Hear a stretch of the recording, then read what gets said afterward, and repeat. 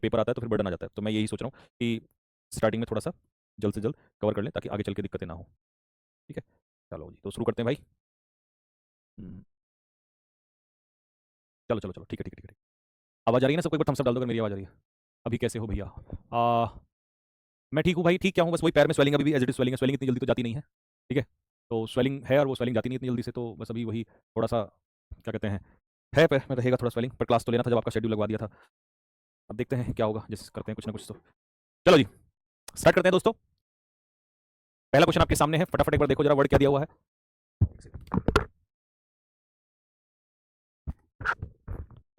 Studio में गर्मी हो रही है तो थोड़ा सा, ठीक है, स्टूडियो में गर्मी लग रही है इसलिए थोड़ा जर्सी उतार देते हैं। चलो, एक्रीमोनियस। एक्रीमोनियस क्या होता है भैया? एक्रीमोनियस होता है कड़वा, ठीक है। एक्रीमोनियस स्पीच, कैसा स्पीच होता है? जब आपके शब्दों में बहुत ज्यादा कड़वाहट हो, है ना, कड़वा इसीलिए बोला है, जिसे हम कहते हैं बिटर और एंग्री इन स्पीच। स्पीच में या बिहेवियर में जब आदमी बहुत कड़वा हो जाता है तो उसे हम कहते हैं एक्रीमोनियस। अब ये देखो जरा, ये भाई साहब ये दोनों आपस में लड़ रहे हैं, ये कैसा है? एक्रीमोनियस स्पीच है इनका, आपस में डिस्कशन कैसा है? Acrimonious. Their conversation became acrimonious. उनका जो बातचीत है, उनका जो डिस्कशन है, कन्वर्सेशन, वो कैसा हो गया? एकदम एक्रीमोनियस हो गया, मतलब उनके शब्दों में कड़वाहट आ गई और बहुत गुस्से में वो एक दूसरे के आ गए, तो ये कहलाता है एक्रीमोनियस स्पीच, ठीक है जी। चलो नेक्स्ट, अगला क्वेश्चन। एक्यूमेन। एक्यूमेन क्या होता है? देखिए, एक्यूमेन का मतलब होता है जब आपको किसी काम को करने की सोच समझ होती है ना, तो उसे कहते हैं एक्यूमेन। मतलब एक तरीके से किसी चीज को परखने की क्षमता। शार्प इंटेलिजेंस या क्विक अंडरस्टैंडिंग, ठीक है, तेज दिमाग या सूझबूझ को एक्यूमेन कहते हैं। और ये मेंटल होता है, फिजिकल नहीं होता, मेंटल, सोचने समझने की क्षमता। तो भाई अंबानी जी का फोटो इसलिए लगाया क्योंकि भाई इनके पास ना पैसा बनाने की दिमाग तो है, एक्यूमेन तो है, ठीक है। He showed great business acumen. तो उन्होंने क्या दिखाया? व्यावसायिक सूझबूझ दिखाई। व्यावसायिक सूझबूझ समझते हो? व्यावसायिक सूझबूझ का मतलब है कि मतलब उनके अंदर ना बिजनेस चलाने की ना एक बहुत अच्छी क्या है, बहुत अच्छी कला है, बहुत अच्छी क्षमता है बिजनेस को चलाने की, ठीक है।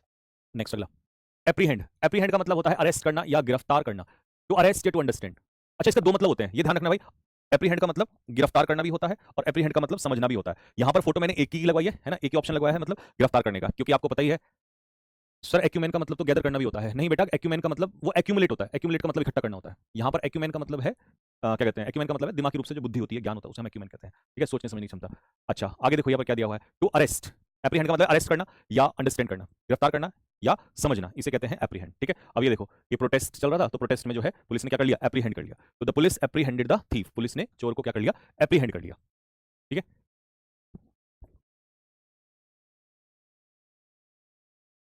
ऐसा लग रहा है जैसे कोई मिस्टर इंडिया पढ़ा रहा है अरे तुम भी कुछ भी बोलते हो, कहा बालक है। एड्रॉइट। एड्रॉइट का मतलब होता है किसी काम में निपुण, स्किलफुल और क्लेवर। अब ये हमारे कौन थे?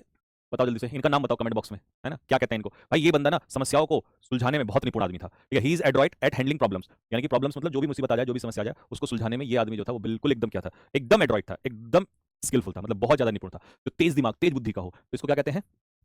संजीव सर कहते हैं। अबे गधो, चाणक्य कहते हैं, ठीक है, इनको चाणक्य कहते हैं, चाणक्य, ठीक है।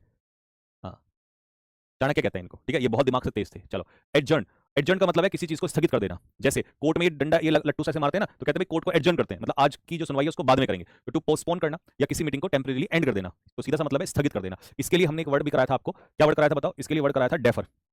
डेफर का मतलब भी यही होता है, स्थगित करना या पोस्टपोन करना। अच्छा बच्चों ये बताओ, पुट ऑफ का मतलब क्या होता है? पुट ऑफ किसको कहते हैं? पुट ऑफ भी हम इसी को कहते हैं। पुट ऑफ का मतलब ये होता है स्थगित करना, किसी चीज को पोस्टपोन करना। The meeting was adjourn. Meeting क्या कर दी गई? एडजर्न कर दी गई। मीटिंग को हमने क्या कर दिया? स्थगित कर दिया, ठीक है। नेक्स्ट अगला, एडजेसेंट। एडजेसेंट का मतलब है नजदीक। जैसे अगर हम कहें इंडिया और पाकिस्तान एक दूसरे के कैसे हैं? एडजेसेंट कंट्रीज हैं। ऐसे ही यहाँ पर देखो, जैसे यहाँ पर क्या है, ये हॉस्पिटल है, दिखाई दे रहा है हॉस्पिटल, और ये क्या दिखाई दे रहा है? ये शायद स्कूल चर्च वगैरह कुछ है। तो ये हॉस्पिटल और चर्च एक दूसरे के बिल्कुल क्या है? नजदीक है, तो इसका मतलब ये एक दूसरे के एडजेसेंट है, ठीक है जी। और house is adjacent to school. हमारा जो घर है वो स्कूल के बिल्कुल कहाँ है? नजदीक है, ठीक है, एडजेसेंट। अच्छा इसमें क्या याद रखना है? एडजेसेंट के साथ फिक्स प्रीपोजिशन लेते हैं टू। एडजेसेंट के साथ फिक्स प्रीपोजिशन आती है टू, ठीक है। तो इसका मतलब होता है नेक्स्ट टू, इसी के बराबर में, या बिसाइड भी कह सकते हो। बिसाइड का मतलब भी तो क्या होता है? बगल, बगल में ही होता है। अच्छा क्लोज भी कह सकते हो, क्लोज। क्लोज के पीछे भी टू प्रीपोजिशन लगती है, नेक्स्ट के पीछे भी टू लगती है, पेपर में आता है ना, नेक्स्ट के पीछे टू प्रीपोजिशन लगती है। बिसाइड के पीछे कुछ नहीं लगेगा क्योंकि बिसाइड खुद अपने आप में क्या है? एक प्रीपोजिशन है, ठीक है। नेक्स्ट, अकम्प्लिश का मतलब है किसी चीज को हासिल कर लेना, अचीव कर लेना, मतलब किसी काम को पूरा कर लेना, ठीक है। जैसे देखो, इस बंदे ने क्या किया? इस बंदे ने मेहनत करी, दिन रात पढ़ाई करी तुम्हारी तरह, और उसे फिर अपना क्या मिल गया? ज्वाइनिंग लेटर मिल गया, ठीक है। इसका सिलेक्शन हो गया, एसएससी सीजीएल में इंस्पेक्टर बन गया भाई। तो इसी ने, इसने क्या कर लिया? इसने अपना मिशन अचीव कर लिया। जैसे तुम्हारा मिशन क्या है? कमेंट बॉक्स में लिख के बताओ, कौन सी पोस्ट के लिए तैयारी कर रहा हो, कौन से एग्जाम के लिए? जैसे कोई आप में से स्टेनो की तैयारी कर रहा होगा, कोई आप में से एमटीएस की तैयारी कर रहा होगा, कोई आप में से सीएचएसएल की कर रहा होगा, कोई आप में से सीजीएल की तैयारी कर रहा होगा। तो आपको भी अपना मिशन क्या करना है? आपको भी अपना गोल करना है हासिल, आपको भी अपना गोल अचीव करना है, ठीक है। जैसे मधु कह रही है मेरे को जीएसटी इंस्पेक्टर बनना है, खुशबू को एसएससी सीजीएल में जाना है, ठीक है, एसएसओ इन एमईए जाना है, ठीक है, CHSL CGL MTS steno inspector, stenographer, steno, MTS, officer, CPO, Delhi police. अच्छा, दिल्ली पुलिस दरोगा बनना है, गुड। सीपीओ, अच्छा चलो जी। तो आपको भी पहले क्या करना पड़ेगा, बर्न द मिडनाइट ऑयल। आपको मेहनत करनी है, उसके बाद आप अपने गोल को क्या करोगे, अकम्प्लिश, आप अपने गोल को अचीव करोगे, हासिल करना। तो शी अकम्प्लिश्ड हर गोल, उसने अपना लक्ष्य क्या किया, पूरा कर लिया। ठीक है, नेक्स्ट। एस्ट्यूट बंदा कैसा होता है, जिसकी बुद्धि बहुत तेज चलती है, दिमाग बहुत तेज चलता है, ठीक है, तो उसे कहते हैं एस्ट्यूट। तो he gave an astute answer, उसने एक समझदारी वाला, चालाकी वाला जवाब दिया। अब ये बंदा बिल्कुल मैंने सही लगाया यहाँ पर। ये सारे के सारे जो हैं, ये क्या खेल रहे हैं मेरे भाई, कौन सा गेम है ये बताओ इसको, ये है चेस। और चेस खेलने के लिए हमें कैसा दिमाग चाहिए, है ना, एस्ट्यूट माइंड चाहिए, शार्प माइंड चाहिए, मतलब बहुत ही बुद्धि, तेज तर्रार वाली बुद्धि चाहिए, क्लेवर एंड इंटेलिजेंट। ठीक है, ये कहलाता है एस्ट्यूट। अरेन, अरेन का मतलब होता है किसी पर आरोप लगाना, to bring someone to court, किसी को कोर्ट में लाना, मतलब वही है बात, आरोप लगाना। पेपर में इसका ऑप्शन आरोप लगाना आ जाएगा। अदालत में लाना मतलब कोर्ट में पेश करना, यानी कि आरोप लगाना। The criminal was arraigned in court, criminal को अदालत में लाया गया। देखो उसको हथकड़ी बांध रखी है ना, तो इसको क्या किया गया, अरेन किया गया उसको।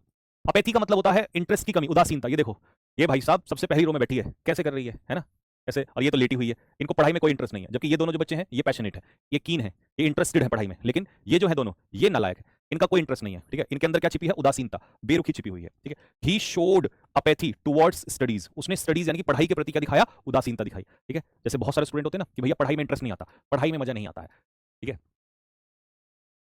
तो हाँ, सर क्यूट लग रही है, चंदन कह रहे हैं ये बात। शादी करवा दें तुम्हारी, क्यों चंदन, रिश्ता भिजवा दें, है भाई।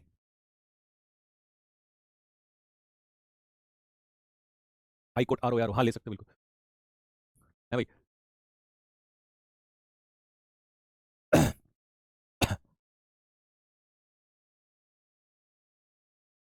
तुम्हारी शादी करवा देते हैं, ठीक है, तुम्हारे घर रिश्ता भिजवा देते हैं। ठीक है, फिर उसको अपैथी नहीं आएगी पढ़ने में, फिर तुम्हारे साथ मजा आएगा इसको पढ़ने में, है ना।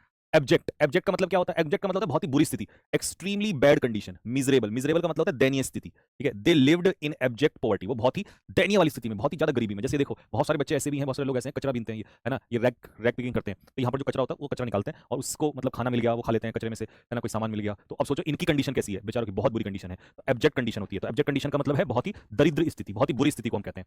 एल्योर का मतलब क्या होता है, एल्योर का मतलब है आकर्षित करना, अपनी तरफ अट्रैक्ट करना। ठीक है, जैसे केदारनाथ, केदारनाथ अगर आप जाओगे, हालांकि मैं भी अभी नहीं गया, भोले बाबा मुझे भी बुलाएं, तो आप लोग भी जाना केदारनाथ का। मैंने वहाँ पे सुना है, मेरा भाई भी गया था, घर वाले भी गए थे, कि भाई वहाँ का सौंदर्य बहुत अच्छा है। जो ब्यूटी है ना केदारनाथ की, वो क्या करती है, एल्योर करती है, मतलब आकर्षित करती है।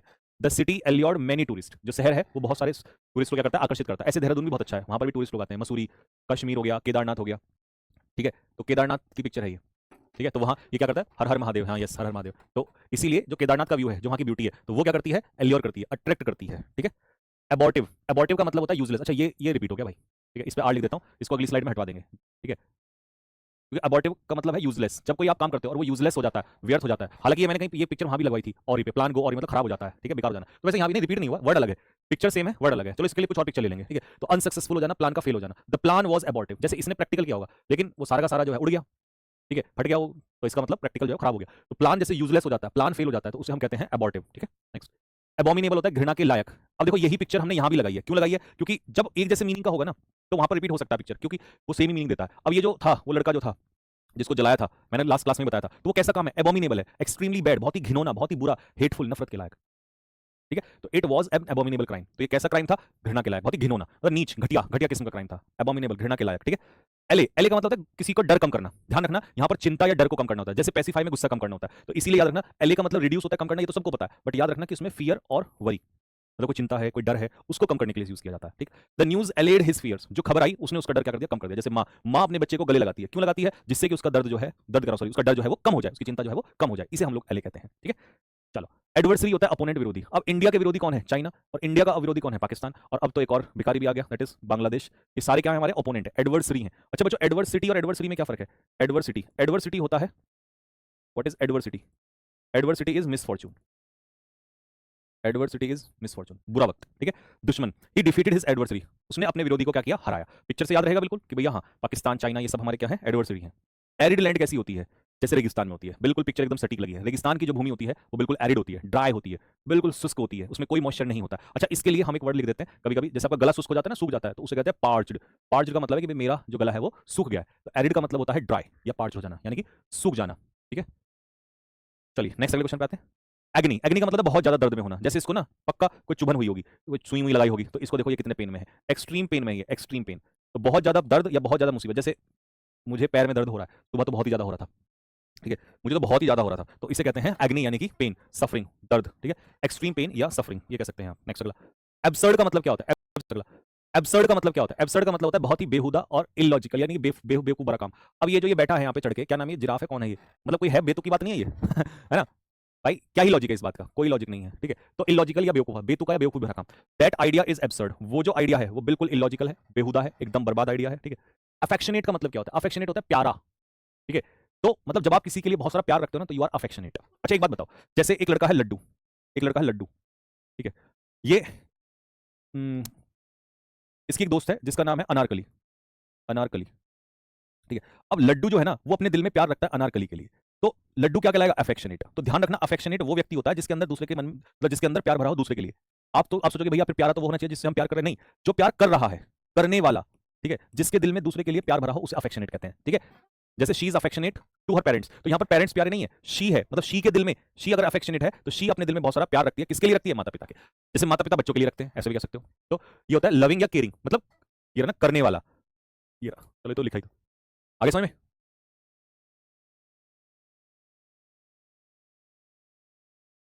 हाँ लविंग केयरिंग, ठीक है। Next, affection. अब ये तो देखो, अफेक्शनेट और अफेक्शन में क्या फर्क है? अफेक्शनेट होता है जो प्यार करता है दूसरों से, और अफेक्शन, अफेक्शन में क्या लिखा है? शन, और जहां शन लगता है ये मैंने ग्रामर में पढ़ाया था, उसका पार्ट ऑफ स्पीच होता है नाउन।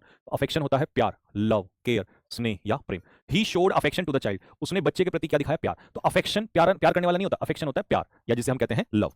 एलिगेंस, ये आया आपका 2025 में पूछा हुआ क्वेश्चन है। एलिगेंस मतलब वफादारी, एक सोल्जर की वफादारी अपने देश के प्रति, कभी भी इस पे डाउट नहीं किया जा सकता, ठीक है? He showed allegiance to the nation, उसने राष्ट्र के प्रति क्या दिखाया? एलिगेंस दिखाया, यानी कि क्या कहते हैं, वफादारी दिखाई। तो एलिगेंस का मतलब किसी चीज को लेकर बहुत ज्यादा इच्छुक होता है या उत्साही होता है, उसे कहते हैं एविड। अच्छा, इसका एंटोनियम क्या हो जाएगा? अपैथी। अपैथी का मतलब होता है लैक ऑफ इंटरेस्ट, अपैथी का मतलब होता है लैक ऑफ इंटरेस्ट, जिसमें इंटरेस्ट की कमी हो उसे कहते हैं अपैथी, ठीक है? अपैथेटिक यहीं से बन जाएगा। ही इज एन अविड रीडर, ठीक है? तो वो एक अविड रीडर है, रीडर मतलब जो किताबें पढ़ता है, नॉवेल्स पढ़ता है, तो उसे हम कहेंगे अविड रीडर, ठीक है? या जैसे यहाँ पर ये देखो, ये एक अविड क्या है? फुटबॉलर है, ठीक है? अब ये फुटबॉल खेलता है, देख ही रहे होंगे आप, इसके पास स्पोर्ट्स, या he is an avid player, मतलब उसको खेलने का बहुत ज्यादा शौक है, ठीक है? फुटबॉल हाथ में ले रहा है, बास्केटबॉल भी हाथ में ले रहा है, क्रिकेट भी रखा हुआ है, ठीक है? तो ये बहुत ही ज्यादा उत्साह में है, जोश में है, मतलब ये नहीं कह सकते कि इसमें जोश की कमी है। जैसे वो लड़की वहां बैठी थी पढ़ाई में तो जोश की कमी तुरंत हो जाती है, ठीक है? एडवेंटिशियस, ये थोड़ा सा आपको नया लगेगा। एडवेंटिशियस का मतलब होता है अचानक से किसी चीज का होना, जैसे किसी व्यक्ति को सफलता अचानक से मिल जाती है। जैसे यहाँ पर देखो, ये जो है, ये पौधा अचानक से निकल के आ गया, सोचा थोड़ी था, प्लान थोड़ी था कि भाई दीवार में ही पौधा निकल के आ गया। तो ये सब आकस्मिक होती है, संयोग से होती है, प्लान्ड नहीं होती है, ये अनप्लान्ड होती है। तो ऐसे ही कई लोगों को सफलता जो है मेहनत से नहीं मिलती, अचानक से मिल जाती है। सफलता संयोग से मिल जाती है, बिना मेहनत के मिल जाती है, ठीक है? एमिनेबल, एमिनेबल, बच्चों बताना कल ये वर्ड आया था क्या? एमिनेबल, ये एफेबल आया था, ये तो मुझे पता है। एमिएबल आया था, ये भी पता है, शायद एमिनेबल नहीं आया था। एमिनेबल का मतलब होता है जो बात को मानने वाला होता है। अब जैसे इसका नाम मैं तुम में से रख देता हूँ, तुम्हारा नाम भी तो रखना है ना, धीरे धीरे किताब में भी तुम्हारे नाम रखूंगा, मुझे एक दिन नाम लिख के देना अपने सारे के सारे। एक लड़के का नाम उठा लेते, क्योंकि लड़का है तो लड़के उठा दें।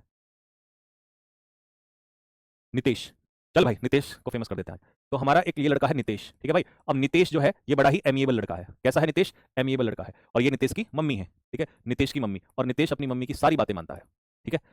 ठीक है भाई, तो इसीलिए वो प्यार से सुन रहा है। The student was amenable to their teacher's advice, teacher ने जो सलाह दी, ठीक है, उसकी एडवाइस पे वो मानने को तैयार था। तो छात्र अगर मानने वाला होता है तो उसे कहते हैं एमिनेबल। यहाँ पर मम्मी नहीं है, टीचर है ना, तो चलो टीचर, फिर तो टीचर का नाम तो मैं कुछ भी रख देता हूँ, टीना, बढ़िया सा ही नाम रख देता हूँ, टीना ले, ठीक है भाई नितेश? ले, तेरी मैम का नाम है टीना। अब मैम से मत लड़ना मत अपनी कभी भी, ठीक है? कभी लड़ने बैठ जा, मेरी बेइज्जती करवा दे यहाँ पर, ठीक है? चलो नेक्स्ट अगला। अच्छा ये खत्म हो गया, आज के सिनोनियम्स हमारे सारे खत्म हो गए। तो मैं पहले इसका आपको ऑब्जेक्टिव प्रैक्टिस करवाता हूँ। या रुको रुको, आज मैं एक काम करता हूँ, फिर मैं तुम्हें बाद में देखूंगा। टुडे विंस द रेस, ये जो खरगोश की और कछुए की कहानी है, ये क्या होती है? फेबल होती है, एकदम पिक्चर रिलेटेबल हो रही है भाई, ठीक है भाई?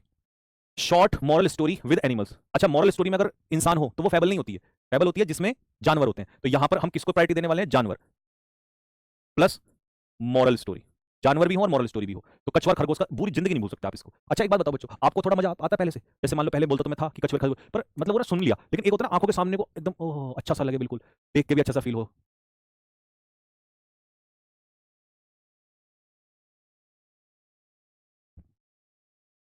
चलो नेक्स्ट अगला।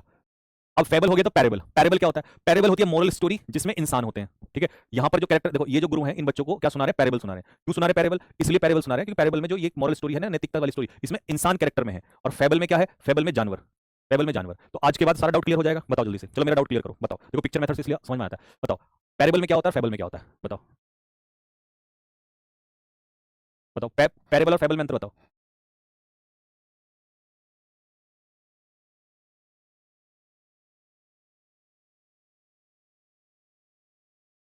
पैरेबल में एनिमल होते हैं और पैरेबल में मॉरल वो होते हैं, इंसान होते हैं। कॉमन क्या है? कॉमन है मॉरल, कॉमन है मॉरल वैल्यूज, मॉरल वैल्यूज दोनों मिलती है, मॉरल वैल्यूज दोनों मिलती है, ठीक है? ठीक है, अच्छे से समझ में आ गया, बहुत बढ़िया। चलो जी अगले पे आ जाओ। Next, anecdote. एनेक्डोट होती है एक छोटी सी मजेदार घटना। ठीक है, ही शेयर्ड एन एनेक्डोट। अच्छा, ये तुमने सुना देखा होगा, मेरी और संदीप सर की पिक्चर लगी है। एक्चुअल में क्या था, ये मुझे ना एक बहुत ही मजेदार वो बता रहे थे, घटना थी, तो वहां मेरी हंसी हंसते हंसते में लोटपोट हो गया। ठीक है, ये यहीं की है, आरडब्ल्यू ऑफिस की। तो ये होता है एनेक्डोट। अब एनेक्डोट में कोई मॉरल वैल्यूज नहीं होती, एनेक्डोट में होता है मजेदार, इंटरेस्टिंग। ठीक है, शॉर्ट स्टोरी। ये स्टोरी कैसी है, इंटरेस्टिंग। इंटरेस्टिंग और पर्सनल स्टोरी होती है, किसी और की नहीं सुनाते आप, पर्सनल स्टोरी। तो उसने अपनी एक पर्सनल स्टोरी सुनाई, और ये स्टोरी मजेदार होती है, ऐसी नहीं बोरिंग वाली या कोई ज्ञान पेल रहे किसी को ज्ञान दे दिया, मॉरल वैल्यू नहीं। इसमें क्या होता है, मजेदार कहानी होती है। ठीक है, चलो तीनों स्टोरी समझ में आ गई। अब ऑटोप्सी क्या होता है, जब डेड बॉडी मतलब इंसान मर जाता है तो उसकी चीरफाड़ करते हैं और पता चलाते हैं भाई किसकी वजह से हुई डेथ, तो इसे कहते हैं examination of dead body. Doctors क्या करते हैं, ऑटोप्सी करते हैं, चीरफाड़ करते हैं। जैसे ऑपरेशन तो जिंदा आदमी का भी होता है, लेकिन मरे हुए आदमी का जो होता है वो ऑटोप्सी होती है। ठीक है, ये याद रखना।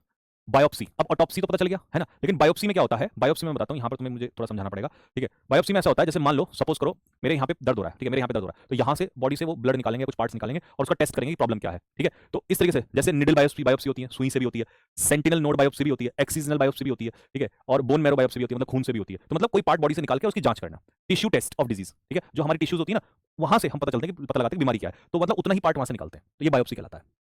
ठीक है, तो इसमें ये याद रखना कि इसमें चीरफाड़ नहीं होती, बॉडी की पूरी की चीरफाड़ नहीं होती, पोस्टमार्टम नहीं होता। इसमें पोस्टमार्टम होता है, इसमें डेथ का, बीमारी का पता चलाते हैं क्यों हुआ है, कारण क्या है। ठीक है, यहां पर डेथ का कारण, किसका कारण पता करते हैं, डेथ का, ऑपरेशन से। या सिर्फ बीमारी के लिए टेस्ट होता है। ठीक है, वो भी टिश्यू के माध्यम से। पोर्टेबल पानी कैसा होता है, ये ट्यूबवेल अपने गांव में, कौन कौन तुम में से गांव में है, ठीक है, तुम में से गांव में से कौन कौन है, तो जो पोर्टेबल वाटर होता है वो पीने लायक होता है। ठीक है, तो क्या कहोगे, मम्मी क्या ये पानी पोर्टेबल है, आप मम्मी बोलेंगे yes, yes this is portable. Portable क्या होता है, पोर्ट मतलब जब किसी चीज को एक जगह से दूसरी जगह ले जाया जा सके। जैसे हम क्या करते हैं, डेटा को अपने मोबाइल से किसी दूसरी जगह में डालते हैं, तो वो पोर्टेबल होता है, पोर्टेबल। जैसे पंखा यहां से उतार के कहीं और लगा दिया तो पंखा पोर्टेबल है। दीवारें पोर्टेबल थोड़ी ना होती हैं, दीवारें तो एक ही जगह रहती हैं। तो इजी टू कैरी, जैसे पंखा ये रहा, दिस फैन इज पोर्टेबल। तो याद हो गया, पोर्टेबल पानी पीने लायक, पोर्टेबल एक से दूसरी जगह ले जाने वाला। आर्चीव्स क्या होता है, आर्चीव्स जहां पर पुराने सरकारी दस्तावेज रखे जाते हैं उसे हम आर्चीव्स कहते हैं। ये a place where government records are kept, जहां पर सरकारी दस्तावेज रखते हैं। ठीक है, तो फाइल्स कहां पर रखी होती हैं, आर्चीव्स में। ये गवर्नमेंट रिकॉर्ड्स होता है, ऑफिशियल का मतलब है गवर्नमेंट रिकॉर्ड्स। ठीक है, नेक्स्ट, कैच। कैच पता क्या होता है, कभी कभी तुमने देखा होगा कि यार कहीं पर छुपा हुआ मतलब सोना चांदी पैसा है ना, तो तिजोरी टाइप की कहते हैं उसको। ठीक, ये रहा हिडन स्टोर, जहां पर हम क्या कहते हैं, कीमती वस्तुओं को छिपाते हैं, उसे हम कहते हैं कैच। ठीक, police found a catch of weapons, हथियारों का खजाना, हथियारों का भंडार मिला। ठीक है, तो कैच समझ में आ गया कि जहां पर चीजों को गुप्त छिपा के रखा जाता है उसे हम कहते हैं कैच।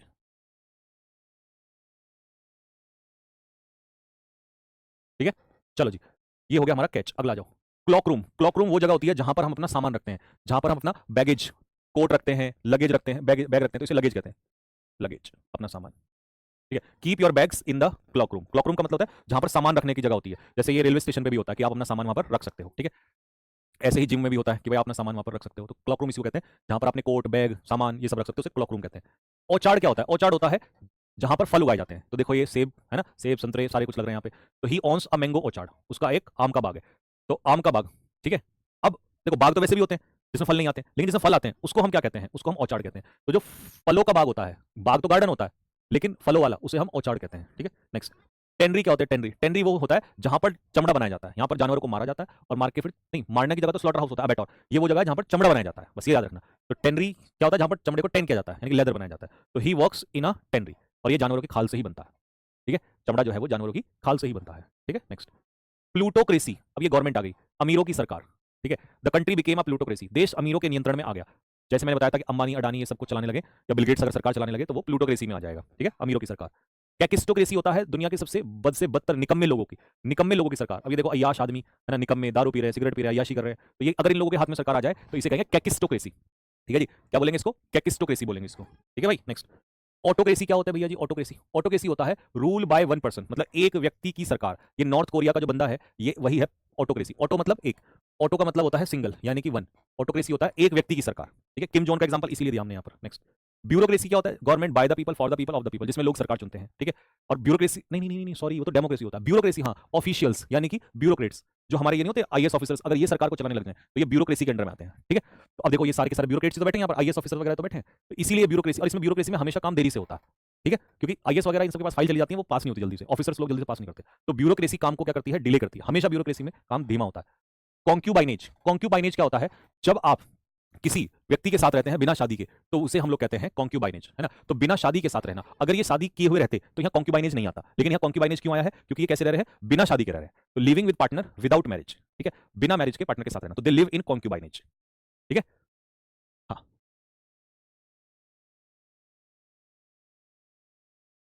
ठीक है जी।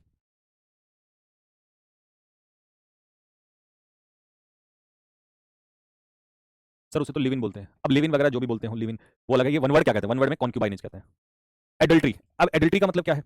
एडल्ट्री का मतलब है कि सपोज करो आपकी शादी हो गई, जैसे मान लो ये जो लड़की है इसकी शादी हो रखी है, ठीक है, और शादी के बाद भी अगर आप किसी से अफेयर्स कर रहे हो तो उसे कहते हैं extra marital affairs. Extra marital, marital unfaithfulness का मतलब है एक्स्ट्रा मैरिटल अफेयर्स, मतलब शादी भी हो गई और फिर भी आपके अवैध संबंध है। इसमें शादी नहीं होती, ये बिना शादी के किसी के साथ रहना होता है, ये कॉन्क्यूबाइनेज कहलाता है। ठीक है, यहां शादी हो गई, शादी के बाद जब आपके अवैध संबंध होते हैं, ठीक है, तो एडल्ट्री ब्रोक द फैमिली, अवैध संबंध यानी कि एडल्ट्री ने परिवार को तोड़ दिया। एडल्ट्री से परिवार टूट जाता है अक्सर, सीधी सी बात है। अब ये इसके साथ मान लो रिलेशनशिप में आ गई तो ऑब्वियस सी बात है जो हस्बैंड है पति हो तो टूट जाएगा ना, पति टूट जाएगा तो परिवार भी टूट जाएगा। इसीलिए शादी के बाद कभी भी किसी दूसरे पराये व्यक्ति से, यानी कि मर्द हो या और कोई भी हो, महिला हो या पुरुष हो, दोनों पे लागू होता है, कभी भी एडल्ट्री में नहीं आना चाहिए, क्योंकि फिर जो बंदा जिसके साथ आप हैं उसका भरोसा टूट जाता है, ठीक है, और इससे परिवार खराब होता है। सेलिबेसी का मतलब होता है जब आपने शादी ना की हो या आप मतलब सेक्स लाइफ में ना हो तो ब्रह्मचर्य। और ब्रह्मचर्य के लिए हमने सही एग्जाम्पल लगाया है, तो जय हो प्रभु, जय हो महाराज। ठीक है भाई, ठीक है भाई साहब, एक बार और कर लो। जय हो भाई, मैं एक ही बाबा को मानता हूँ, इन्हीं को मानता हूँ। ठीक है, तो ये होता है सेलिबेसी। ठीक है, तो जब तक आप ऐसी अवस्था में होते हैं कि आपने जो है शादी नहीं की हो या सेक्स लाइफ में ना इन्वॉल्व हुए हो, तब तक आप सेलिबेसी में होते हो। ठीक है, ब्रह्मचर्य कहते हैं सेलिबेसी को। स्पिंस्टर होती है एक ऐसी महिला जिसने शादी ही ना की हो कभी। देखो लड़की को स्पिंस्टर नहीं कहते, क्योंकि लड़की की तो शादी की उम्र है, जिसकी शादी की उम्र निकल गई हो और उसने शादी ना की हो, मतलब 50 साल में जाके लगभग मान लो, तो जैसे ये मान लो कोई लेडी है और इसने शादी नहीं की है, तो फिर ये क्या कहलाएगी? ये कहलाएगी स्पिंस्टर। ठीक है, ठीक है, नेक्स्ट। पॉलीगैमी, पॉलीगैमी का मतलब क्या होता है? पॉलीगैमी का मतलब होता है एक से ज्यादा शादियां करना एक समय पे। गैमी मतलब शादी और पॉली मतलब मैनी। ठीक है, पॉलीगैमी इज इलीगल हेयर, है ना, बहुविवाह जो है कानून गैर कानूनी है। ठीक, अब जैसे ये है, ये भाई हमारा, ठीक है, इसने नगमा से भी शादी करी है, ठीक है, इसने क्या कहते हैं रिजवाना से भी शादी की है, ठीक है, इसने नरगिस से भी शादी की, इसने फातिमा से भी शादी की है, तो इसने चार चार शादियां। और ऐसा होता है जनरली, आपने देखा होगा कि जो है कई लोग जो है अलग अलग शादियां करते हैं। ठीक है, मतलब अलग अलग मतलब एक से ज्यादा। और जब आप अच्छा बाईगैमी अगर आ जाए, बाईगैमी, बाईगैमी, बाईगैमी में कितना हो जाएगा? बाईगैमी में दो शादियां होती हैं। और अगर आ जाए मोनो, मोनो, मोनो में एक शादी होती है, मोनो में एक शादी होती है। ठीक है, अगर ये बाई होती तो ये वाली और ये वाली हट जाती, फिर दो बचती, और मोनो में अगर ये होती तो फिर ये भी हट जाती, फिर ये बचती आगे। ठीक है, ठीक है, बाई में दो आती है। और आपको इनके नाम कैसे पता? नहीं, मैं तो वो तो काल्पनिक नाम है, एज्यूम्ड नेम, यूडोनियम। ठीक है जी, नेक्स्ट। एपिटैप। ठीक, एपिटैप, एपिटैप का मतलब क्या होता है? एपिटैप का मतलब होता है जब किसी की समाधि पे वर्ड्स लिखे होते हैं। हिज एपिटैप वाज टचिंग, उसकी समाधि पर लिखा हुआ वाक्य जो था वो भावुक था। तो एपिटैप का मतलब होता है किसी की समाधि पे लिखे हुए वर्ड्स को हम क्या कहते हैं? एपिटैप कहते हैं। Words on a grave, grave मतलब कब्र, तो किसी की कब्र पे लिखे हुए शब्द जो होते हैं उसे हम एपिटैप कहते हैं। ठीक है, नेक्स्ट। डेमोग्राफी, डेमोग्राफी होती है जनगणना, स्टडी ऑफ पॉपुलेशन। अब ये पॉपुलेशन ही तो है पूरे दुनिया में, है ना, अब भारत में अगर हम गिनेंगे तो डेमोग्राफी तो कहेंगे। ठीक है, तो जनसंख्या का अध्ययन, उससे ही पता चलता है कि भाई हमारी ग्रोथ रेट क्या है। ठीक है, ठीक है भाई, नेक्स्ट। एंथ्रोपोलॉजी, एंथ्रोपोलॉजी होता है इंसान के ऊपर अध्ययन करना कि इंसान कैसे बना, पहले बंदर था, फिर बंदर से कैसे वो, है ना, कैसे विकसित हुआ, फिर इंसान बना। तो ये अब ये एंथ्रोपोलॉजी तो कर रही है, ये यही तो स्टडी, इसी अध्ययन को तो कहते हैं कि इंसान के ऊपर, मानव के ऊपर अध्ययन करना। तो मानव विज्ञान को एंथ्रोपोलॉजी कहते हैं। ठीक है, यहाँ पर कभी कभी ह्यूमंस आता है, कभी कभी मैन काइंड आता है, तो मैन काइंड का भी तो यही मतलब है, मैन काइंड का भी तो यही मतलब है। ठीक है, नेक्स्ट। कॉस्मोलॉजी, अब ये तो आपको पता होगा यूनिवर्स से रिलेटेड होता है, ब्रह्मांड विज्ञान। तो कॉस्मोलॉजी किसको एक्सप्लेन करता है? यूनिवर्स को एक्सप्लेन करता है। ठीक है, तो ये जो है ना हमारे यूनिवर्स में जितने प्लैनेट्स वगैरह ये सब, इनके स्टडीज को कहते हैं हम लोग कॉस्मोलॉजी। खत्म। अब देखता हूँ तुम्हारा ऑब्जेक्टिव में, ईडियम्स तो कराएंगे नहीं, क्योंकि ईडियम्स कराने में क्या, वो ईडियम्स का फिर एक पूरा ही चल रहा है। मतलब मोमेंटस डे, इंपॉर्टेंट डे जिसको याद किया जाए।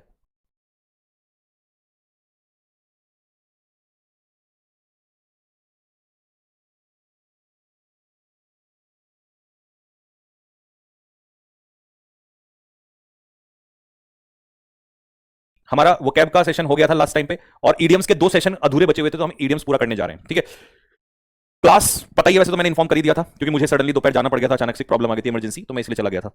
ठीक है, बाकी क्लास का वही टाइम है, और वही टाइम हमारा आगे भी कंटिन्यू रहेगा 2 बजे से। ठीक है, आज एमटीएस की क्लासेस भी खत्म हो गई हैं, अब हमारी कंटिन्यू क्लासेस 2 बजे से लगातार चलेगी। ठीक है, और ग्रामर मैं आज इसलिए नहीं करा रहा हूं क्योंकि बहुत बच्चों ने मुझे ये बोला, रिक्वेस्ट की कि भैया आपने इतना डीप में पढ़ाया है तो हमें एक दिन रिवीजन का और दे दो, और अगर आप अगले दिन से ही और स्टार्ट कर दोगे तो हम कंफ्यूज हो जाएंगे। तो मैंने कहा ठीक है, आप रिवीजन ले लो, आज का दिन रिवीजन का ले लो, कल जो है हम लोग कंटिन्यू कर रहे होंगे वहीं से जो पार्ट्स ऑफ स्पीच के आगे का टॉपिक है ग्रामर में। तो मैं इसीलिए जो छूटा हुआ काम है हमारा ये वाला करवा देता हूं, इडियम्स एंड फ्रेजेस का। ठीक है, लेकिन कल तुम लोगों के लिए एक सरप्राइज है मेरी तरफ से, वो सरप्राइज सुन लो क्या है। कल एक सरप्राइज ये है कि सुबह मतलब दोपहर में 2 PM पे तो मैं कल ग्रामर करा रहा हूं आप लोगों को, और लाडले कल से तुम्हारा ये वाला दर्द खत्म कर रहे हैं हम। ठीक है, जो रेगुलर शीट्स हमें रीडिंग कॉम्प्रिहेंशन की मिलनी है वो मिलेंगी, बट कल मैं पहले आपको एक लाइव क्लास, लाइव 2 बार पढ़ाऊंगा कल लाइव में आपको, एक 2 बजे 2 PM पे, और एक रात को मैं कल आपकी क्लास लूंगा, और कल उस क्लास में मैं आप लोगों को करा रहा हूंगा कल बहुत सारे, क्या बहुत सारे करा रहा हूंगा क्लोज टेस्ट। क्लोज टेस्ट कल। ऐसे ही फिर मैं सोच रहा हूं कि परसों भी मैं आपकी 2 क्लास ले लूंगा, एक ग्रामर की और फिर यहां पर मैं कराऊंगा आपको कई सारे पैसेज। तो उसमें क्या होगा कि कई बच्चे डाउट भी साथ के साथ पूछ लेते हैं कि भैया यहां पर ये कैसे लगेगा, पैसेज में भी क्लोज टेस्ट में भी। और फिर एक क्लास सोच रहा हूं मैं ऐसे ले लूं आपकी पीक्यूआरएस की, और उसके बाद जैसे ही 3 लाइव क्लास खत्म होगी फिर हमारा रेगुलर शीट स्टार्ट हो जाएगा, वही एक क्लोज टेस्ट, एक पैसेज और 5 पीक्यूआरएस। ठीक है, तो इसीलिए आपको शुरुआत जो है, क्योंकि मैंने कहा था ना एमटीएस का एग्जाम जैसे ही खत्म होगा लाडले, फिर हम जो धमाका करने वाले हैं, फिर चाहे आपका अच्छा वोकैब में तो बवाल ही उतर रहा है, रीडिंग कॉम्प्रिहेंशन में भी हम आपकी शीट्स मतलब जो है स्टार्ट करने वाले हैं। लेकिन शीट्स को पहले इसके माध्यम से कम से कम कल मैं कम से कम कराऊंगा आपको 5 से 10 क्लोज टेस्ट, फिर ऐसे ही मैं आपको कम से कम 5 पैसेज कराऊंगा। ठीक है, अब मान लो सोचो आप एक पैसेज एक दिन में करोगे, 5 पैसेज 5 दिन बाद जाएंगे, तो इसीलिए मैं आपको 5 पैसेज कराऊंगा, उस दिन पैसेज ही पैसेज बताऊंगा कैसे सॉल्व होंगे, फिर आपको पीक्यूआरएस, तो तीनों की क्लास हो जाएगी और फिर उसके बाद आप लोग करते चलना, डेली की शीट्स स्टार्ट होना, क्योंकि अब उसके बाद मैं सिर्फ और सिर्फ आप लोगों के लिए मेहनत करने जा रहा हूं, पागलपंती वाली बस। ठीक है, अब सर फ्री हो गए हैं और हम लोगों की फील्डिंग सेट करने वाले हैं, बिल्कुल एकदम कल से तुम लोगों की फील्डिंग सेट है, क्योंकि अब मैं हो गया हूं मुक्त। और मेरे अंदर एक खास बात है कि जिस बच्चे की जिम्मेदारी ली है पहले मैं उसकी पूरी कर देता हूं एक बार, और चाहे वो फिर मेरा बच्चा हो या ना हो, चाहे वो तुम तो पेड वाले हो, तुम्हारे लिए तो वैसे भी जान हाजिर है। ठीक है, और मैं तो YouTube पे भी अपना ही बच्चा मानता हूं, सब बच्चों को मैं अपना मानता हूं, इसीलिए जिम्मेदारी हमेशा सबसे बड़ी चीज है। अगर आपने किसी की रिस्पॉन्सिबिलिटी ली है ना, उसको निभाना चाहिए। तो देखो अंत तक छोड़ के आया हूं आज, अंत तक। आज रात को भी लिए क्लास, मैंने 2 क्लास ली हैं। लोग क्लास के दिन पता क्या करते हैं, नमस्ते, जय हिंद, ऑल द बेस्ट, लेकिन हम ऐसे नहीं कहते, हम लास्ट तक जाते हैं, लास्ट तक मेरे भाई। ठीक है, सेकंड क्लास का टाइम क्या होगा? सेकंड देखो, पहली का तो 2 बजे होगा, सेकंड का एक काम करते हैं, क्योंकि कल मेरी शाम को शायद क्लास नहीं होगी, तो सेकंड का आज वाला ही रख लेते हैं, 8 से 9। नहीं, ग्रामर 8 से 9 तो किसी का ही नहीं है ना, 8 से 9 का रख लेते हैं, 8 to 9 PM। और लाइव नहीं ले पाओगे तो रिकॉर्डेड ले लेना लड़ले।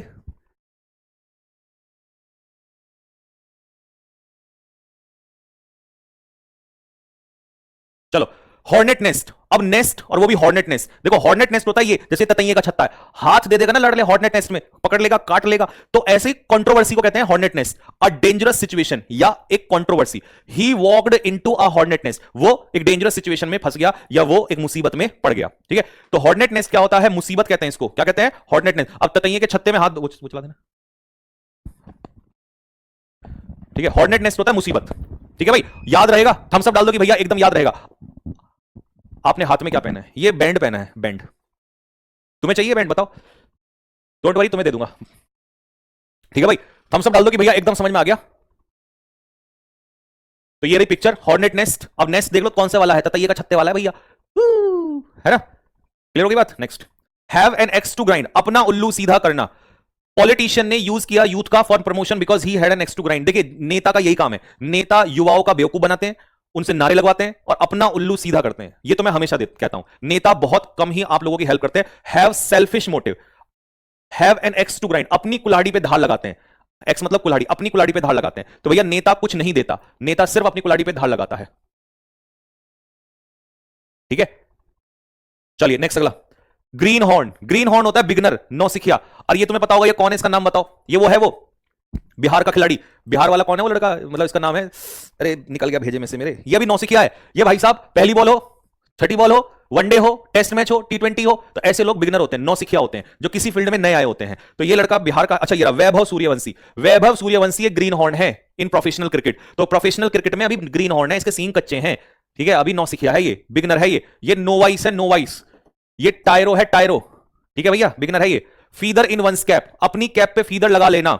ठीक है, तो भैया फीदर इन वंस कैप। अब ये यहां फोटो मेरी नहीं है, मेरी तो बीच में है, ये है हमारी गुड़िया, ये हरियाणा की है, ये इसकी दादी है, दादी मतलब सम्मान पाना, एडिशनल अचीवमेंट मिल जाना, एक्स्ट्रा अचीवमेंट।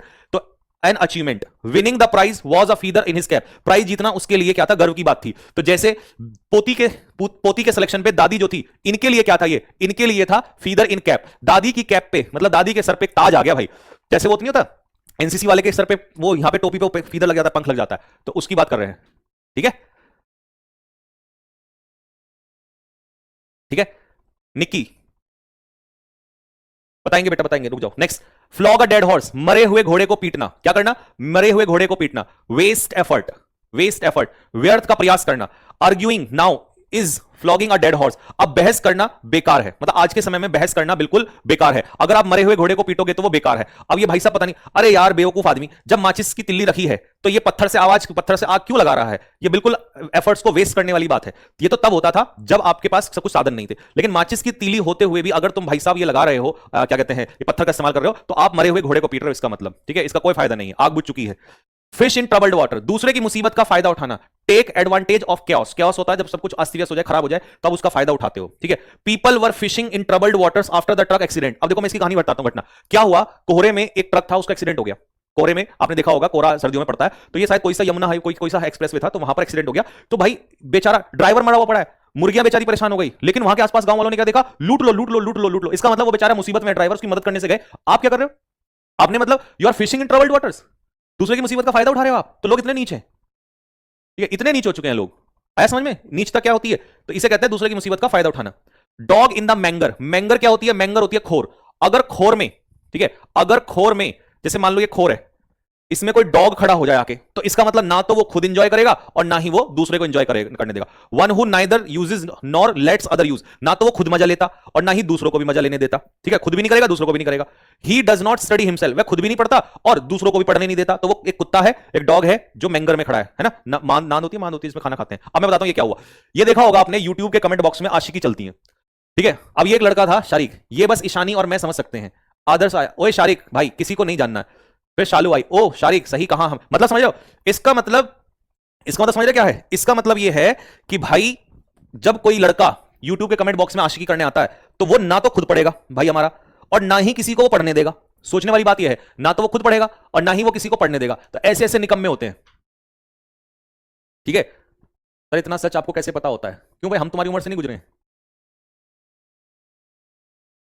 ठीक है भाई साहब। हाँ चलो next, carat and stick policy. Carat and stick policy होती है अच्छा करोगे तो अच्छा और बुरा करोगे तो बुरा, यानी कि इनाम और सजा की नीति, ठीक है। अब देखो अच्छा करोगे तो स्कॉलरशिप मिल गई, बुरा करोगे तो फेल हो जाओगे और आपको पनिशमेंट अलग से मिलेगी। तो कैरेट भी मिलेगी, अच्छा करोगे गाजर भी मिलेगी, और खराब करोगे तो आपको पनिशमेंट भी मिलेगा। तो इसे रिवॉर्ड एंड पनिशमेंट पॉलिसी कहते हैं। स्कूल यूज करता है carrot and stick policy to maintain discipline, discipline को मेंटेन करने के लिए। नेक्स्ट अगला, burn the candle at both ends, candle को दोनों एंड से बर्न करना, कैंडल को बर्न करना दोनों एंड से, यानी कि ओवर वर्क करना, हद से ज्यादा मेहनत करना, जैसे तुम और मैं कर रहे हैं आजकल, ठीक है। ये देखो कैंडल बोथ एंड्स, इधर से भी जला रखी है इधर से भी जला रखी है, ठीक है। Burn the candle both ends, he burn the candle at both ends, वो दोनों एंड से कैंडल को बर्न करता है, मतलब अपने आप को एग्जॉस्ट करता है। क्या करता है? एग्जॉस्ट, एग्जॉस्ट करना, थकाना अपने आप को। ओवर वर्क करना, ओवर वर्क करने का मतलब है कि मतलब एनर्जी पूरी निचोड़ देना अपनी, ठीक है, पूरी एनर्जी खत्म कर देना,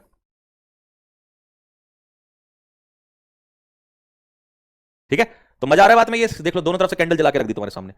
Blaze the trail, blaze the trail का मतलब है कोई नई चीज की शुरुआत करना। ये व्यक्ति तुम्हें दिख रहा है कौन है? ये देखो, देखता हूं मैं कौन बताएगा इसको। इस व्यक्ति का नाम बताओ कौन है? इस आदमी ने पढ़ाना छोड़ के एक नया आंदोलन स्टार्ट किया है, नई चीज, क्रांति लाने के लिए, ठीक है।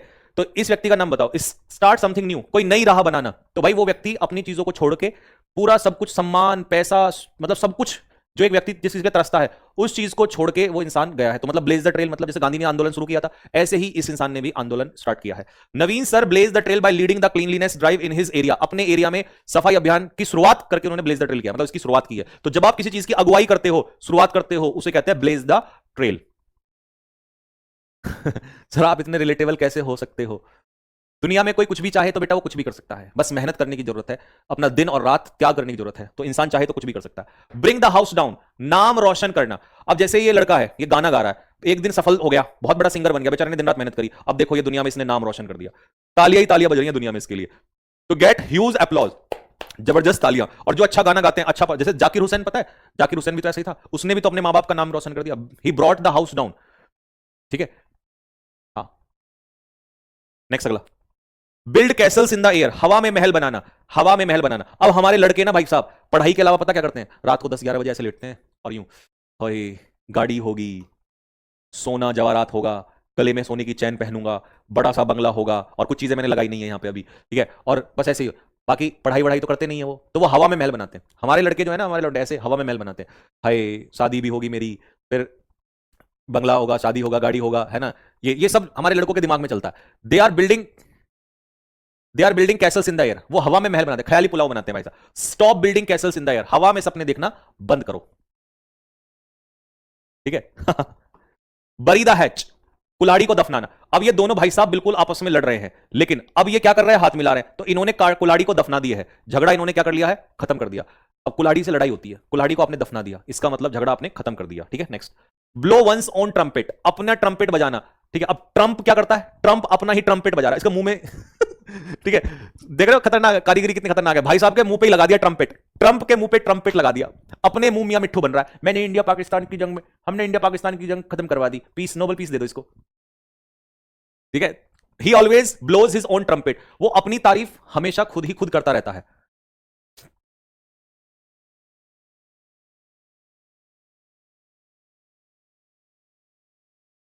ठीक है, चलो। Bell the cat, bell the cat होता है बिल्ली के गले में घंटी बांधना। ठीक है, Sanjeev sir bell the cat, Sanjeev sir ने बिल्ली के गले में घंटी बांधी, मतलब रिस्क लिया। Bye teaching SSC PYQs in class despite the official warning. तो भैया चेतावनी दी थी आपको पता ही है हमारे महाराज जी ने, है ना, पर हमने भी ठान रखा था, क्या कह रहा था कि भाई अगर तुमने पीवाईक्यू करवाए तो तुम पे 1 करोड़ की पेनल्टी लगा देंगे, ये करना इलीगल है। ठीक, और जबकि कैमरे के उस पार हमारे ऐसे नन्हे मुन्ने आपके जैसे प्यारे विद्यार्थी भी बैठे थे। ठीक है, ठीक है, take a risky responsibility, risky responsibility कह दो या टेक अ रिस्क कह दो, बात एक ही है, टेक अ रिस्क, रिस्क लेना। ठीक है, अब हमने क्या किया, हमने लिखवाया, बिल्कुल लिखवाया, burn candle at both ends. ठीक है, वेस्ट एनर्जी फॉर अदर्स। अब तुम कहोगे भैया आपने अभी करवाया था उसमें कहा था ओवरवर्क, तो ओवरवर्क का मतलब यही होता है भाई, ओवरवर्क कर रहा हूं, अपने आप को एग्जॉस्ट कर रहा हूं, अपनी एनर्जी को वेस्ट कर रहा हूं मैं। ठीक है, तो इसे कहते हैं बर्न कैंडल, और हमने लिखा पीवाईक्यू भी लिखा उस पर, तो इसीलिए हमने बिल्ली के गले, जब कोई डेंजर होता है ना, खतरा, उसमें लीड रोल, और सबसे पहले पूरे भारत में मैंने ही लिख के पढ़ाया था, एसएससी सीजीएल 2025, एसएससी ये जो भी एग्जाम है, सबसे पहले लिख के, लोग डर रहे थे क्या हो जाएगा, बट हम तो नहीं डरते भाई, क्यों डरे हम किसी से। तो इसीलिए हमने बेल द कैट किया। तो पिक्चर सही लगा दी ना एकदम, इतना रिलेटेबल भाई साहब, तुरंत picture. Add fuel to fire, आग में घी डालना, आग में घी डालना। देखो लड़ाई हो रही है, अरे बस करो बस करो, शांत हो जाओ शांत हो जाओ, अरे लड़ना बंद करो, और ये क्या कर रहा, लो डंडा ले लो, इसे मारो, लड़ो लड़ो लड़ो। तो ये भाई क्या कर रहा है, ये आग में घी डालने का काम कर रहा है। तो इसे कहते हैं वर्सन सिचुएशन, मतलब स्थिति को बद से बदतर कर देना। ठीक है, his words added fuel to fire, उसके शब्दों ने आग में क्या कर दिया, घी डालने का काम कर दिया। ठीक है, एट लॉगर हेड्स, जब दो लोग आपस में एक दूसरे के साथ दुश्मनी होती है तो they are at loggerheads. ये रहा भाई साहब, ये है बीजेपी और ये है भैया राहुल गांधी। ठीक है, हालांकि झंडा भारत का है, लेकिन कोई बात नहीं, वैसे तो समझ में आ गया ना, ये हमारे भैया जी हैं, ये तो समझ होंगे कौन है, अमित शाह, और ये राहुल गांधी है। इसमें उसका वैसे वाला फोटो आना था, पंजे वाला। हाँ, तो ऐसे ही ये दोनों भाई आपस में, जैसे दो भाई लड़ते ऐसे ही लड़ रहे एट लॉगर हेड्स, आपस में झगड़े में होना। जैसे मान लो यहां पर अगर हम भारत का झंडा लगाएं तो यहां पे पाकिस्तान का झंडा आ जाएगा, फिर यहां पे दूसरा बंदा आ जाएगा, India Pakistan are at loggerheads. ठीक है, next. At a loose end, at a loose end का मतलब जिसको कोई काम धंधा नहीं होता, निकम्मा सुना, निकम्मा, अरे फोन कर दे यार। ठीक है, अब पानी पिला दे यार भाई, ऐसा मत कर, गला बैठ गया मेरा। ये देखना, देखो कितना निकम्मा आदमी, नीच आदमी है ना, पिज्जा खा रहा है, मोबाइल देख रहा है ये पॉपकॉर्न पड़े हैं, गेम भी रखा हुआ है यहाँ पे, किताबें भाई अपना इधर उधर पड़े, ये आदमी को कुछ भी काम धंधा नहीं है, खाली बैठा है करने को। आजकल वो क्या है, he is at a loose ends these days, तो आजकल वो खाली बैठा है। और ये ना रिलेटेबल पिक्चर, एक एक पिक्चर बिल्कुल ऐसी है, बिल्कुल मोती की तरह रिलेट। ठीक है, प्रियंका कोरी, मैं किसी का कमेंट नहीं पढ़ूंगा जब तक क्लास लास्ट में, बीच में कोई कमेंट बाजी नहीं होगी। Give a piece of mind, give a piece of mind का मतलब है खरी खोटी सुनाना, धमकाना। देखो इसने अपने दिमाग का सारा पीस जो है खो दिया, मतलब गुस्सा आ गया इसको, फटकार लगा रही है इसको, ये देखो ये देखो। ठीक है, तुम्हारे जैसा है ये चिंटू, ठीक है ना, तुम्हारे जैसा बिल्कुल देखने में लग रहा है नालायक सा। तो ये था give a piece of mind, मेरा दिमाग खराब कर दिया तूने। ठीक है, cast pearl before swine, cast pearl before swine मतलब गधे के आगे मोती देना या सुअर के आगे मोती देना, है ना, इसे कहते हैं cast pearl before swine. Swine कौन होता है, पिग। ठीक है, और पर्ल क्या होता है, मोती। ठीक है, ठीक है, अब एक बात बताओ, ये इतनी बढ़िया बढ़िया चीजें पढ़ा रहा है ये बंदा, देखना सो रहे हैं मजे में, मतलब इन गधों को ये नहीं पता कि कितनी काम की चीज पढ़ा रहे हैं। तो अच्छा कंटेंट हर किसी को हजम नहीं होता है, अच्छे विद्यार्थी को ही हजम होता है। Teaching him manners is casting pearl before swine, किसी व्यक्ति को आप मैनर्स सिखा रहे हो और उसको मैनर्स नहीं सीखने, तो मतलब आप उस गधे के सामने मोती रख रहे हो। Hair down, let hair down, ये तो कल की पिक्चर है बिल्कुल करंट अफेयर की तरह चलते हैं हम, जो कल हुआ उसे आज लगा देते हैं। ये पता कौन सी है, ये एसएससी जीडी सम्मान समारोह की है। ठीक है, everybody let his hair down, तो खुलकर मस्ती करना, तुम्हारा सिलेक्शन होगा, सम्मान समारोह में आओगे, तुम्हारे साथ भी लेट हेयर डाउन करेंगे। ठीक है, let your hair down and enjoy, खुलकर मस्ती करो और मजा लो। हाँ, ठीक है जी, तो ये डांस की पिक्चर है भैया। अ डैम स्क्विब, डैम स्क्विब होता है फेलियर, डिसअपॉइंटमेंट, निराशा। अब ये हमारे भाई साहब खड़े हैं, ये बाबूजी, देखना इसके सामने है ही नहीं, कुर्सियां खाली पड़ी हैं, तो ये इनके लिए आने वाले इलेक्शन में क्या है, डैम स्क्विब है, फेलियर है। तो the show prove to be a damp squib, show या रैली भी कह दो, रैली या शो जो है वो पूरा डैम स्क्विब हो गया, फेलियर साबित हुआ। Red letter day, red letter day होता है इंपॉर्टेंट डे, किसी की जिंदगी का खास इंपॉर्टेंट डे। अब बताओ ये पिक्चर कितनी शानदार लग रही है ना, ये हमारे इस भाई की जिंदगी का बहुत ही महत्वपूर्ण दिन था कि इसको सभी गुरुजनों से सम्मान मिला और ऑल इंडिया रैंक इसने सीपीओ में हासिल करी थी इस भाई ने। रेड लेटर डे ये होता है किसी की जिंदगी का सबसे सम्मान मतलब मोमेंटस डे, इंपॉर्टेंट डे, जिसको याद किया जाए। ठीक है, नेक्स्ट, ब्रिंग टू लाइट, कोई चीज उजागर करना, सच सामने लाना, जैसे ये स्कैंडल्स। ठीक है, जांच के बाद ये स्कैंडल्स या ये जो कॉन्स्पिरेसी होती है, षड्यंत्र होते हैं, ये सब कहां निकल कर आते हैं? ये लाइट इन पे प्रकाश डाला जाता है, इनको रिवील किया जाता है। ठीक है, the inquiry brought the truth to light, inquiry जो है वो सच को कहां लेकर आई? सामने लेकर आई, सच उजागर करना। तो किसी चीज पे लाइट डालना मतलब प्रकाश डालना, उजागर करना, एक्सपोज करना किसी चीज को। ब्लैक एंड व्हाइट, लिखित में लेना, हमने इन भिखारियों से 1971 में ले लिया था लिखित में। क्या मुंह उठाया तो मुंह पीट देंगे तुम्हारा। लिया, देखो लिखो, लिखवा रहे लिखवा रहे, इसे कहते हैं बेटे लाड ले, समझ में आया बात? लिखित रूप से ले लेना 1971 में। अब जब भी कभी याद हो ना, लिख बोल देना कि भैया आपने पढ़ाया था कि हमने भिखारियों से 1971 में लिखवा लिया था। पीटा मैं पहले इनको, हमने इन पाकिस्तानियों को, फिर हमने इनसे ब्लैक एंड व्हाइट में लिखवाया, क्योंकि मुंह पे तो इनका भरोसा ही नहीं है, पलट सकते हैं ये तो सीधे सीधे पलट जाते हैं, पीछे की तो बहुत दूर की बात है। चलिए, पहला सेट हो गया, क्योंकि दो सेट हम एक क्लास में करते हैं ना, दो सेट खत्म करते हैं, एक सेट हो गया, दूसरे सेट पे आ जाओ। Plough a lonely furrow, lonely furrow का मतलब है अकेले काम करना, लोनली मतलब अकेले, और फरो का मतलब होता है, फरो तो खूड होता है ना, खूड निकालना, प्लो मतलब हल चलाना। तो he prefers to plough a lonely furrow, वो अक्सर अकेला काम करना पसंद करता है। जैसे ये मैडम जी अकेले काम करना पसंद करती हैं, इनको किसी की जरूरत नहीं है। तो जब कोई व्यक्ति अकेले काम करता है, किसी की जरूरत नहीं होती, उसे कहते हैं प्लो अ लोनली फरो। नेक्स्ट अगला, between the devil and the deep sea blue, between the devil and the deep sea blue, आगे कुआ पीछे खाई, हाई ये कैसी मुसीबत आई। देखना इधर भाई साहब हमारे, अगर इधर देखें तो इधर मगरमच्छ आ गया, इधर देखें तो भाई सांप आ गया, है ना, नीचे कूदे तो समस्या, यहां रुके तो समस्या, तो आगे कुआ पीछे खाई, है ना, तो दो मुसीबतों में फंस जाना, between two dangers. Hobson's choice, कोई चॉइस नहीं है तुम्हारे पास, कोई चॉइस नहीं है। ठीक है, no real choice, he had options choice but to accept the low salary. कई बार होता है ना कि सैलरी पे काम करना कर ले, नहीं तो you have option choice. Option choice का मतलब कोई चॉइस नहीं है। जैसे वो ये यहां पर कह रहा, टेक दिस और नन, या तो ये ले लो या भाई ऑप्शन चॉइस, कोई चॉइस आपके पास नहीं है। ठीक है, तो कह रहा होगा या इनमें से कोई से घोड़े कह रहा भैया ये मिलेगा लेना ले ले, नहीं तो यहां से गायब हो जा, पहली फुर्सत में निकल ले भाई, कोई चॉइस नहीं है। मूव हेवन एंड अर्थ, हर संभव प्रयास करना। ठीक है, जैसे एसएससी क्रैक करने के लिए उस लड़की ने दिन रात मेहनत की, ऐसे ही ये लड़का भी हर संभव प्रयास कर रहा है, हर संभव। तो ट्राई एवरी पॉसिबल एफर्ट, हर संभव प्रयास करना, पूरी ताकत लगा देना, पूरी जान लगा देना। ठीक है, किसी चीज पे पूरी ताकत लगा देना, पूरी जान लगा देना किसी चीज पे। Next, fly of the handle, fly of the handle का मतलब होता है आपा खो देना, आपा खो देना। कैसे नहीं मानोगे, मानना पड़ेगा, संविधान में लिखा, यही था ना वो जो चिल्ला रहे थे भाई साहब हमारे अमित शाह जी, मानना पड़ेगा, संविधान में लिखा है। तो ये अक्सर लोकसभा में अपना आपा खो देते हैं। हाँ, जान दे देंगे हम इसके लिए, है ना, कल भी तो कह रहे थे मानना पड़ेगा, है ना। हाँ हाँ, चलिए, तो इसे कहते हैं फ्लाई ऑफ द हैंडल का मतलब है अपना टेम्पर, अपना धैर्य खो देना। Make no bones about it, make मतलब make no bones about it, जब आप किसी चीज के बारे में खुलेआम बोलते हो, बिना हिचक के साफ साफ बोल देते हो, इसे कहते हैं make no bones about something. No deal, जैसे कह रहा है सीधा कहते हैं नहीं होगी, पार्ट में जाओ तुम लोग, कोई हेजिटेशन नहीं है भाई के माइंड में। He made no bones about it and refuse the offer, और उसने ऑफर ठुकरा दिया।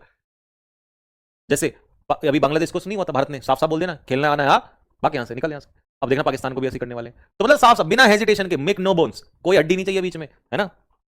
टू स्ट्रिंग्स टू हिज बो, मतलब जब एक व्यक्ति के पास एक से ज्यादा स्किल होती हैं या ऑप्शन होते हैं तो उसे कहते हैं have two strings to his bow. Bow होता है जिसमें आप तीर रखते हैं ना, उसको कहते हैं बो, और उसके अंदर धनुष, तो मतलब एक से ज्यादा आपके अंदर, आपके तीर कमान में एक से ज्यादा धनुष है। ठीक है, तो अब देखो इसके पास टू स्किल्स क्या है, टू स्किल्स ये है कि भाई वो ये काम भी करता है, ठीक है, और वो ये काम भी करता है, यानी कि पढ़ाने का काम भी करता है, और यहां पर है कि भाई वो जैसे होता है ना, हमारे यहां तो नहीं होते, विदेशों में होते हैं कि वो पढ़ाने का काम भी करता है और ये जो मैकेनिक कारीगरी वो ये काम भी करता है। He knows coding and design, so he has two strings to his bow. अच्छा, कई लोग कोडिंग भी जानते हैं और डिजाइन भी जानते हैं, तो दो चीजें। अब जैसे मेरे पे देखो दो हैबिट क्या है, मतलब दो, मेरे पास दो क्या है, दो विकल्प क्या होते हैं, दो एबिलिटी। एक तो पढ़ाना भी आता है, पहला तो ये है। दूसरा, अगर पढ़ाना छोड़ दिया तो खेती भी आती है, बचपन में की है 12वीं क्लास तक, तो वो भी है हमारे पास। तो खैर 2 नहीं 3 है। तीसरा, जिम ट्रेनर भी बन सकते हैं, वो भी कर रखा है, 8 साल से तैयारी, मतलब एक्सरसाइज कर रहे हैं, पता है कि कैसे वजन घटाया जाता है, कैसे बढ़ाया जाता है। ठीक है, तो तुम तो टू स्ट्रिंग्स याद रखो। टू स्ट्रिंग्स का मतलब है दो स्किल होना, मतलब एक से ज्यादा, और या एक से ज्यादा ऑप्शंस होना, विकल्प होना। मॉडलिंग तो नहीं हो सकती। Blow hot and cold, hot and cold blow करने का मतलब क्या है, अपने ओपिनियंस को बार बार बदलना, कभी इधर की कभी उधर की। ये देखा क्या कह रहा, आई विल हैव रसगुल्ला, मैं रसगुल्ला लूंगा। I will have gulab jamun, भैया एक ले ले। कभी हॉट कभी कोल्ड, कभी गुलाब जामुन कभी कुछ चाहिए। ऐसे ही लोग अपने ओपिनियन बदलते हैं। The manager keeps blowing hot and cold about the project, कभी कहेगा ऐसा होगा, कभी कहेगा वैसा होगा, इसका मतलब इनकंसिस्टेंट, इनकंसिस्टेंट होना। Next, throw cold water on, किसी के ऊपर ठंडा पानी फेंक देना मतलब डिमोटिवेट करना। We are going on a trip, हम ट्रिप पे जा रहे हैं। अब यहां पर देखो ये क्या हो गया, समझ रहे हो इसका मतलब क्या हुआ? इसका मतलब ये हुआ कि भाई we are going on a trip, ये कह रहा है कि हम ट्रिप पे जा रहे हैं, लेकिन इसके दोस्तों ने इसको क्या कर दिया, डिमोटिवेट कर दिया। तो जब लोग आपको डिमोटिवेट करते हैं तो वो आपके ऊपर ठंडा पानी फेंकते हैं। पड़ोसियों का यही काम है, आपका पड़ोसी यही काम करते हैं। His parents through cold water on his business idea. अब जैसे मैं अपने घर वालों को कहूं कि जी मैं ना कोई वो खोलना चाह रहा हूं, है ना, दूध की डेयरी खोलना चाह रहा हूं। मैंने एक बार बोला भी था वैसे घर में सच में कि भाई मैं दूध की डेयरी खोलना चाह रहा हूं, पैसे मैं लगाऊंगा, और बोला एक काम कर, ये पैसे हमें दे दे, ठीक है, और हमसे ले लेना। तो इसका मतलब उन्होंने मेरे आइडिया को क्या कर दिया, ठंडा पानी फेंक दिया। आपका भी ऐसे कोई ना कोई आइडिया होता होगा।